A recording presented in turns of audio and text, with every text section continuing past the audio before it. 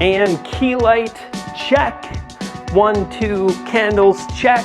What if you could get more views to the videos you've already published in 2 minutes? You can, and in this video, I'll share how. Hey, it's Brian G here, and to grow on YouTube, stake your claim and amplify your message by subscribing. And to really jumpstart your channel, check out my free YouTube Masterclass, link in the description. So this is video number 11 in a series of videos covering the most important things to focus on in order to grow and get those views here on YouTube. Now here's the thing I want to share with you. Step number 11, this video is all about reducing the competition by doing proper keyword research. It's not, step 11 is not to use keyword phrases, but rather to reduce the competition. Now, let me show you a little bit about kind of how this looks and the advantages of leveraging what I'm going to share. As you can see here, we're looking at a keyword phrase in the TubeBuddy Keyword Explorer. This is a free tool that you can use, link in the description of this video. If you've already watched my previous video, this is an example, but we're going to talk about many different things. Keep watching, I think you'll find this helpful. Bottom line, this keyword phrase for the game GTA has an overall score of poor, meaning you'd be very unlikely to get any views if you published a video targeting this search term. However, here's another keyword phrase targeting the same exact thing, and it's got not just a good score, but an excellent score. In fact, 100 out of 100. Why is that? Because there's less competition, and furthermore, those videos that have been published are not very well optimized for the keyword phrase, giving you huge opportunity, even to compete against much bigger channels. That's the premise of today's video. Now, here's where we need to start. A lot of YouTubers are totally confused or misguided when they think about a keyword phrase. What exactly is a keyword phrase and how does it work?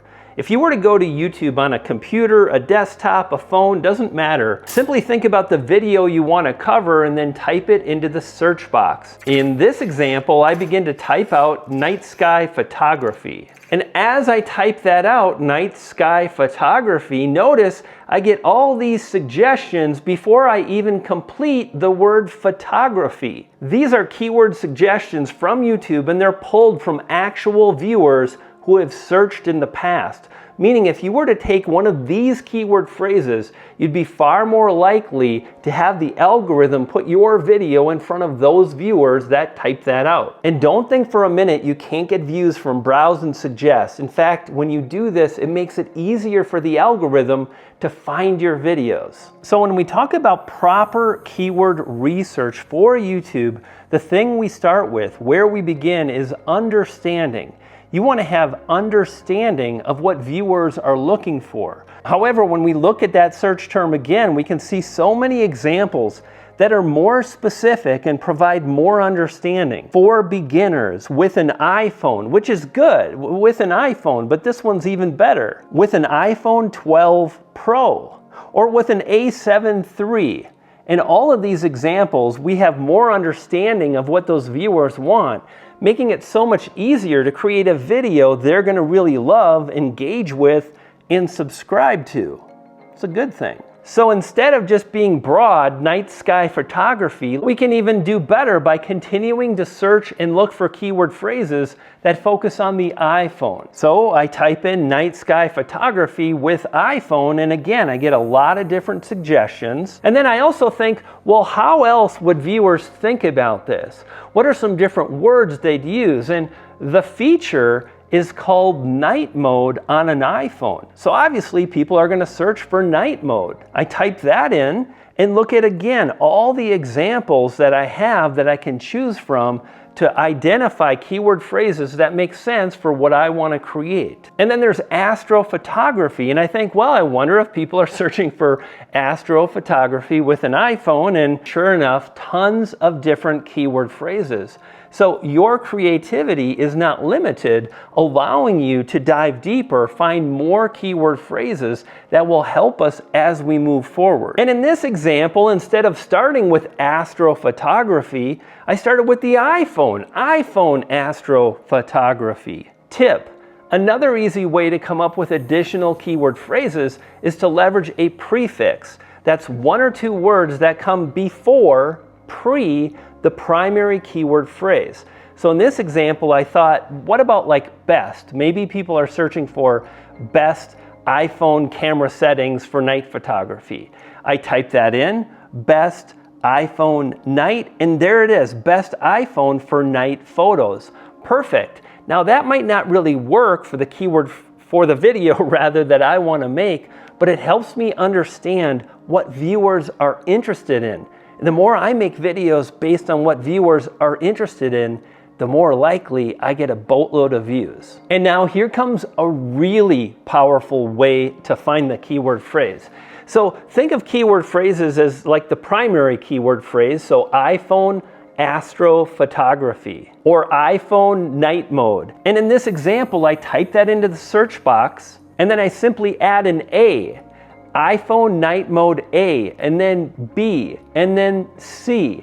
And notice we have all these keyword phrases, and if you're thinking he's already explained this, I'm going to show you how to take this strategy to a whole nother level, really giving you a very deep understanding of exactly the kind of video to make. The thing you want to think about is leverage this alphabet method, go through the entire alphabet, and pay attention to what people are searching for, because then you're going to understand what they're trying to figure out. One of the things I notice is people are getting interrupted with phone calls. iPhone night mode block calls. You don't want any phone calls when you're trying to do long exposure photography. So don't just identify one keyword phrase, go deep with the alphabet method to really see all the different points that viewers are interested in around that keyword phrase, and then make sure you cover that in the video you publish. Obviously, you're going to keep viewers watching longer because you're talking about the stuff they're trying to figure out. Next up, so important, is to reduce the competition. At this point, all we've done is really created a big list of keyword phrases, but now we want to qualify and really understand which is the best keyword phrase for us to target. You can do this in a bunch of ways. First is TubeBuddy. You can download it for free and get the information I'm going to share, and it's very, very powerful. And it's this number right here, 11.9 million, and that represents the number of videos in search results. Now there's one more thing we should focus on when we're looking at TubeBuddy, and it's optimization strength. What does that even mean? Well, if you click on the little question mark icon here, this is what pops up. This number represents how well optimized the top ranking videos are for the search phrase. This is where it's really powerful. You see, if the top ranking videos are not well optimized, understand that when your video is well optimized, you'll get a dramatic boost in search rankings. So in this example, we are talking search, which can drive significant views, like hundreds of thousands of views. So when you're looking at the keyword phrases, you want to make sure you get a good or excellent marking here for optimization strength. Now I need to warn you, so many people think, well, the tool said it was excellent, I should get a lot of views. Doesn't work like that. How it works is when you reduce the competition, you do exactly that. But how YouTube actually does work is your video and the metrics that YouTube is going to measure, like how long people are watching, if they subscribed, how many videos they watched on your channel once they found the initial video. So when they find and click your video and then they leave and they don't watch any more videos from your channel, that is a poor engagement signal. And that's really the thing to focus on, engagement. The more engagement you create, the more YouTube is going to promote you. But the good news is when you do this, you're not competing against 100 million videos, you're competing against 100,000, which is so much easier. Now, do this to learn some powerful engagement strategies that will keep viewers watching and will get you more subscribers. Click on the video on the screen now and it'll help you do just that even better. You'll feed a poodle. I've got 2 and they're hungry. You dig?